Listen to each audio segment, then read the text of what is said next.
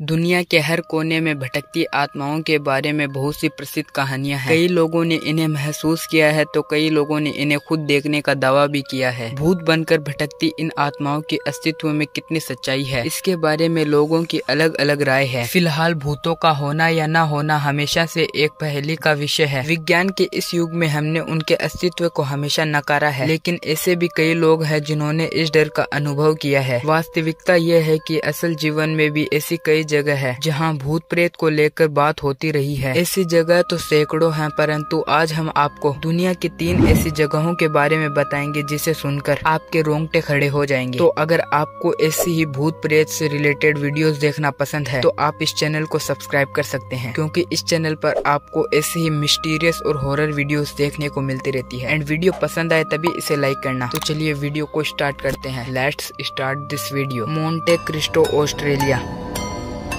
ऐतिहासिक Monte Cristo रियासत Australia में न्यू साउथ वैली के जूनी इलाके में स्थित है। इस रियासत को ऑस्ट्रेलिया के सबसे अधिक भूतिया और डरावनी जगहों में शामिल किया गया है। इसकी वजह वर्ष 1885 में इसके निर्माण के बाद से ही यहाँ घटी हुई दुर्घटनाएं हैं। निर्माण के बाद मोंटे क्रिस्टो का मालिकाना रेवले परिवार के पास रहा और यह परिवार वर्ष 1948 तक यहाँ रहा। इस दौरान यहाँ कई अनहोनी घटनाएं घटी, जिनमें से कईयों को अपनी जान से हाथ धोना पड़ा था। एक बच्चे की सीढ़ियों से गिरने पर उसकी मौत हो गई। एक नौकरानी की घर के बालकनी से गिरकर उसकी मृत्यु हुई और अस्तबल में काम करने वाले एक लड़के की आग से जलने से हुई अस्वाभाविक मृत्यु जैसे कई घटनाएं, जिससे यह जगह मनहूस मानी जाने लगी। कहा यह भी जाता है कि मोंटे क्रिस्टो रिलायंस की रखवाली करने वाले व्यक्ति का एक बेटा था जिसका नाम हेरोल्ड था। वह पागल था और कभी कभी हिंसक भी हो जाता था, इसीलिए उसे लगभग 40 वर्षों तक लोहे की चेन से बांधकर उसके घर में बंद रखा गया था। एक दिन लोगों ने देखा कि वह अपनी मर चुकी मां के शव के साथ लिपटा पड़ा था। इस घटना के बाद उसे पागल खाने भेज दिया गया, जहां पर कुछ दिनों बाद ही उसकी मौत हो गई। और अंत में लगातार हो रही अनहोनी और डरावनी घटनाओं से विचलित होकर केरवल परिवार ने वर्ष 1948 में उस जगह को छोड़ दिया। उस परिवार के जाने के बाद भी यहाँ हो रही अस्वाभाविक मौतों का सिलसिला नहीं थमा। केरवल परिवार के जाने के बाद इसे किराए पर देने के लिए कुछ लोगों ने मिलकर मोंटे क्रिस्टो को खरीद लिया और वहीं वे सभी रखवाली के लिए बने मकान में रहने लगे। परंतु कुछ दिनों के बाद एक की वहां पर हत्या हो गई। इस हत्या के बाद बाकी बचे लोगों ने इस जगह को छोड़ दिया और तब से मोंटे क्रिस्टो वीरान पड़ा हुआ है। चंगी हॉस्पिटल,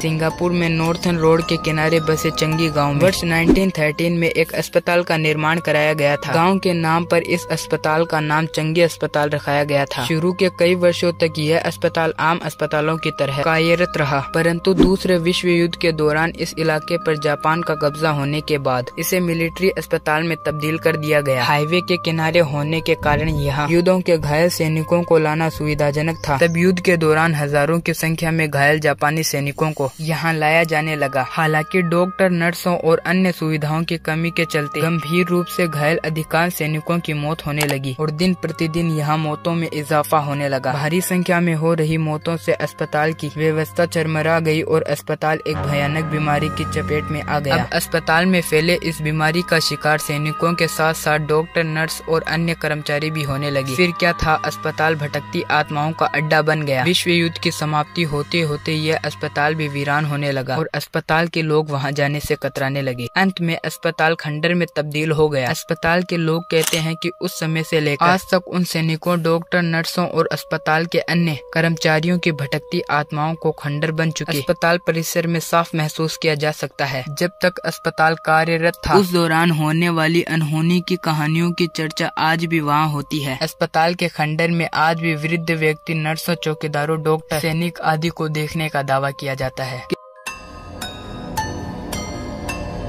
दक्षिणी अफ्रीका के केप टाउन में स्थित गुड होप के किले का निर्माण 17वीं शताब्दी में डच ईस्ट इंडिया कंपनी द्वारा किया गया था। इसे दक्षिण अफ्रीका का सबसे पुराना औपनिवेशिक काल का भवन माना जाता है। मुख्य डचों ने इस किले का निर्माण केप के समुद्री रास्ते से गुजरने वाले जहाजों को रसद और अन्य सामानों की आपूर्ति के लिए एक ठिकाने के तौर पर बनाया था। गुड होप किले में सबसे पहले वर्ष 1915 में भूत को देखने का दावा किया गया था। कहा जाता है कि कई लोगों ने एक लंबे कद के आदमी को किले के प्राचीर पर टहलते हुए देखा। उसे देखे जाने का कर्म कई हफ्तों तक चलता रहा। कभी उसे किले के दीवारों पर उछलते हुए देखा गया तो कभी किले के एक बुर्ज से दूसरे बुर्ज पर छलांग लगाते हुए देखा गया। वह उस दौरान कुछ दिनों तक तो दिखा, परंतु उसके बाद वर्ष 1947 तक किसी ने भी उसे देखने का दावा नहीं किया। फिर उसके बाद आज तक लोग कभी कभी उसे देखने का दावा करते हैं। इस किले का भूतिया होने का दावा करने वाले किले से जुड़ी एक और कहानी सुनाते हैं। 17वीं शताब्दी में ही गुड होप के एक गवर्नर थे जिनका नाम पीटर गिसबर्ड था। 23 अप्रैल 1728 को संदिग्ध अवस्था में उनकी मृत्यु हो गई। जिस दिन उनकी मृत्यु हुई थी उसी दिन उन्होंने 7 सैनिकों को सेना में विद्रोह करने का दोषी पाते हुए उन्हें मृत्यु दंड की सजा सुनाई थी। कहा जाता है कि उनमें से एक सैनिक ने गुस्से में पीटर गिसबर्ड को श्राप दे दिया। बाद में उसी दिन पीटर गिसबर्ड को अपने कार्यालय में मृत्यु पाया गया। मृत पीटर गिसबर्ड की आंखों को देखकर दावा किया गया कि उनकी मृत्यु किसी खौफनाक दृश्य को देखने से हुई है। इतना ही नहीं, गुड होप के किले में अक्सर एक औरत को मुंह ढककर और चिल्लाते हुए भागने का दावा लोग करते रहते हैं। इस घटना की पुष्टि तब हुई जब हाल ही में वहां खुदाई के दौरान एक औरत का कंकाल मिला। इसके बाद लोगों ने उस औरत को कभी नहीं देखा। इसके अलावा गुड होप के किले से संबंधित और भी कई डरावनी घटनाएं जुड़ी हुई है। कहा जाता है कि 17वीं शताब्दी में ही किसी सैनिक ने किले के घंटा घर में घंटे की रस्सी से फांसी लगा ली थी। इस घटना के बाद उस घंटा घर को बंद कर दिया गया, परंतु आज भी उस घंटा घर में लगा घंटा आए दिन अपने आप जोर जोर से बजने लगता है और कुछ देर बाद फिर से शांति छा जाती है। यहाँ एक कुत्ते का भूत देखने की चर्चा भी जोरों से है। कहा जाता है कि कभी कभी एक काला कुत्ता लोगों को दिखता है और फिर वो हवा में गायब हो जाता है। इन सब घटनाओं को सुनने के बाद केप टाउन के गुड होप के लिए भूतिया होने से कौन इनकार करेगा। सो गाइस, आपको ये वीडियो कैसी लगी मुझे कमेंट करके जरूर बताना। एंड अगर आप चाहते हो कि मैं इसका नेक्स्ट पार्ट भी बनाऊं तो आप मुझे वो भी कमेंट करके बता सकते हो। एंड